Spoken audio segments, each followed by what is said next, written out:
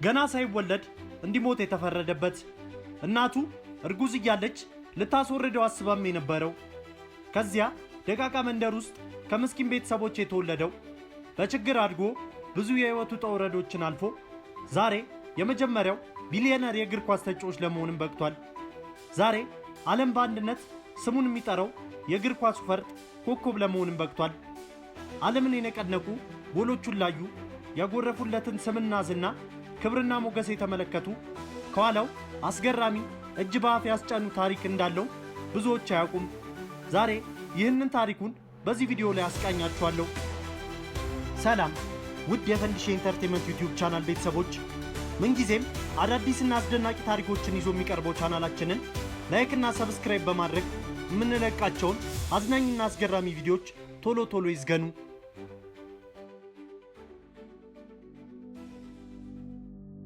ሙሉ ስሙ ክርስቲያኖ ሮናልዶ ዶስ ሳንቶስ አቬሮ ይባላል። የእግር ኳሱ ፈርጥ፣ የእግር ኳሱ ኮከብ። ይህ ሰው እንኳን የእግር ኳስ ፈርጥ ለመሆን ይቅርና ከነጭራሹ ሊወደድ ያልታሰበ ጨቅላ ነበር። እናቱ ማሪያ ዶሎሬ ከእርሱ ቀደም ብሎ 3 ልጆችን በችግር ለማሳደግ ተገዳ ነበርና ሳታስበው የተፈጠረውን አራተኛ ልጇን ልታስወርድ ወስና ነበር። ነገር ግን ሐኪሙ ልጁን እንዳታስወርደው በአገራችንም አባባል ገና ሊወለድ ያለ ልጅ እንደሚባለው ንጉሥ ሊሆን ይችላል ማን ያውቃል ሲል ጠየቃት። ልጇን እንድትወልደውና የሚመጣውንም ፈተና በጽናት እንድትታገል ዶክተሩ አሳመናት። እርሷም አመነችው። እውነትም የእግር ኳሱ የዓለም ንጉሥ የሆነው የክርስቲያኖ ሮናልዶ ዶስ ሳንቶስ አቬሮ ውልደትም ሆነ።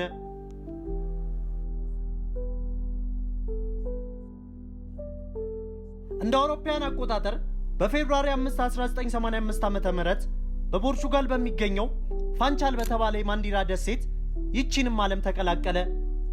ድህነት ዘመዳቸው፣ ችግርም የቅርብ ጓደኛቸው የሆኑት የክርስቲያኖ ሮናልዶ ቤተሰቦች ሕይወት በችግር የተሞላች ነበረች።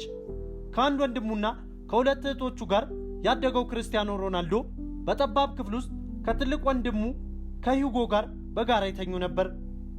የዚህ ቤተሰብ ችግር ገንዘብ ብቻ አልነበረም።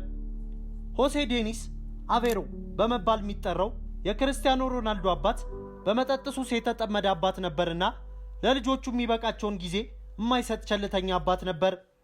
የታሪክ መዝገቡ እንደሚነግረን ከባድ የሆነው የመጠጥ ተጠቃሚነቱ የኋላ እንደ አውሮፓውያን አቆጣጠር በ2005 ዓ.ም በጉበት ካንሰር ታማሚነት ሕይወቱን እንዲያጣም አድርጎታል።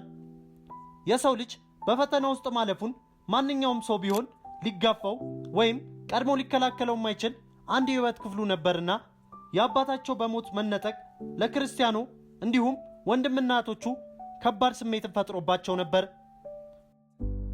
በዚህ ጊዜ ክርስቲያኖ ሐዘኑን ለመርሳት ራሱን በአንድ ነገር ውስጥ መደበቅ እንዳለበት ወሰነ። የወሰነው መጠጥ አሊያም ሲጋራ ወይም ሱሳሶች ውስጥ መደበቅ ሳይሆን ዛሬ ዓለሙ ወደ ሆነው ወደ እግር ኳስ ውስጥ መመነን ነበር። ጓደኞችንም አፈራ። የወዳደቁ ጨርቆችን እንደ ኳስ፣ አስፋልቱን ደግሞ እንደ ሜዳ አድርጎ ኳሷን መከተል ጀመረ። አንዳንዴ ልቡ በጨዋታው ከመሳቡ የተነሳ የምግብ ሰዓቶቹን ረስቶ ሳያስበውም ያልፉበት ነበር። ይህ ሁሉ ሲሆን ገና የ11 ዓመት ታዳጊ ነበር። ኳሷን ሲያንጠባጥብ ጥበብን የተሞላበት ኳሷን ከመረብ ጋር የሚያገናኝበት መንገድ ለእግር ኳስ መሰጠቱ በከተማው ያለ አንድ የወጣቶች ስካውት ማሰልጠኛ ለመሳብም በቃ። ስፖርቲንግ ሊዝበንንም ተቀላቀለ። ትንሹ ክርስቲያኖ ሮናልዶ የህልሙን ሕይወትን ማጣጣም ጀመረ። ነገር ግን የህልሙ ብዙም ሳይቆይ ነበር ወደ አስፈሪ ቅዠትነት የተቀየረው። ምክንያቱም እንዳሰበውና በአእምሮ ውስጥ እንደሳለው ሳይሆን የሕይወቱን ጥቁር ቀናት፣ ወራትና ዓመታት በዚያ ለማሳለፍ ተገዶ ነበር። ገንዘብ የለም፣ ቤተሰብ የለም፣ አማካሪ የሚባል አንድ መጠጊያና መሸሸጊያ የለም። ነገር ግን ወደዚህ ማሰልጠኛ ሲገባ ይዟቸው የመጣቸው 2 ነገሮች ነበሩ። እነርሱም ችሎታውና ከምንም በላይ የማይናወጠው ቁርጠኝነቱ ናቸው። ታዲያ ይህ ለክርስቲያኖ ሮናልዶ በፈተና የተሞላው መንገድ ገና መጀመሩ ነበር። መንገዱ በፈተና ይሞላ እንጂ መድረሻውን ያውቅ ነበርና ፈተናዎች የሚታለፉ እንጂ ተወድቆ የማይቀርባቸው የሕይወት አካል እንዳልሆኑ ገና በልጅነት አእምሮ ላይ በደማቁ ተጽፏል። በወቅቱ ይህ ትንሽ ልጅ እጅጉን ድሃ ከሆነ ቤተሰብ የወጣ ነበርና ወደ አፉ የሚወስደውን የሚላስ የሚቀመስ ነገር ፍለጋ እጆቹን ለምጽዋት ዘርግቶ ነበር። እርሱና ጓደኞቹ በአቅራቢያቸው ወደሚገኘው ማክዶናልድስ በርገር በመሄድ ትራፊ ይበሉ ነበር። በዚህ ምክንያት ከቀን ተቀን ፈተናቸው ዝርዝር ውስጥ ሆዳቸውን ለመሙላት የሚደረገውን ለአስጨራሽ ትንቅንቅ አንዱ እንደነበር ካለፈው የህይወት ታሪክ መዝገቡ ላይ ስንገልጥ እንመለከተዋለን። ህይወቱን ከእግር ኳስ ጋር ያላት መቆራኘት ማንም ጣልቃ ገብቶ ሊበጥሳትም አልቻለም። ትምህርቱም ቢሆን ያለው ዕውቀትና ጉልበት ለእግር ኳሱ ሰጥቶለታልና ትምህርቱን በየትኛው ምክንያት ቦታ ሊሰጠው አልቻለም። ገና በ14 ዓመቱ በትምህርት ቤቱ የሚደርስበት ጫና ከፍላጎት አለመኖሩ ጋር ተደማምሮ ከትምህርቱ ጋር ያለውን ነገር እንዲያስጠላው አደረገ። በዚህም ምክንያት ሮናልዶ እንግሊዘኛ ቃል ለማውጣት በሞከረ ቁጥር ጓደኞቹ ይስቁበት ነበር። ይህ የተደጋገመ ቀልድ መብዛትና የክርስቲያኖ ሮናልዶ ከትምህርት ጋር መቆራረጥ አንዲት ቀን እውን ሆነ።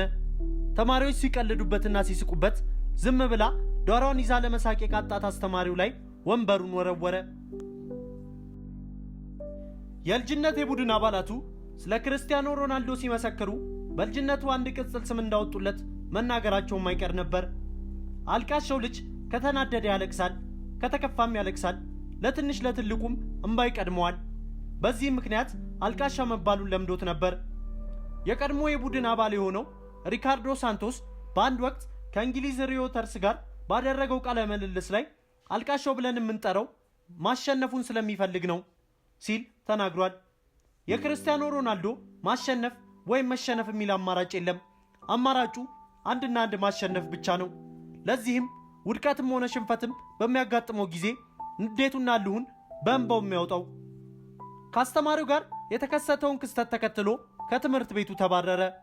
በእርሱ እይታ ትምህርት ቤት ከእስር ቤት የተለየ ቦታ አልነበረም። የሚሰማውን እንኳን በነፃነት መተንፈስ የማይችልበት ጠባብ እስር ቤት። ትምህርት ቤት ውስጥ ጊዜ ማጥፋት የለበትም። ምክንያቱም ለሱ የመኖሩ ምክንያት የነበረው እግር ኳስ ስለሆነ አብዛኛውን ጊዜ የሚያጠፋው በሰፈር ውስጥ በምትገኝ የእግር ኳስ መጫወቻ ሜዳ ውስጥ ነበር።